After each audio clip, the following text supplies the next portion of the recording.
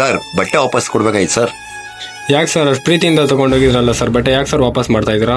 ಏನ್ ಮಾಡ್ತೀರಾ ಸರ್, ನಾವು ಪ್ರೀತಿಸೋರ್ಗೆ ನಮ್ಮ ಮೇಲೆ ಆ ಪ್ರೀತಿ ಇರ್ಬೇಕಲ್ವಾ. ಸೊ ಬೇಡ ಸರ್, ದಯವಿಟ್ಟು ವಾಪಸ್ ತಗೊಳ್ಳಿ.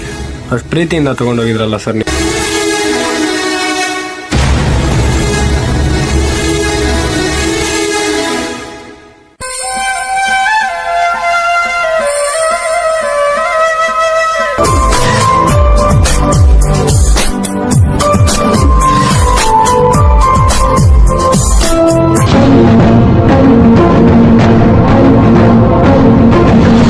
ಸರ್ ತಗೊಳ್ಳಿ ಸರ್ ನಿಮ್ಮ ಅಮೌಂಟು.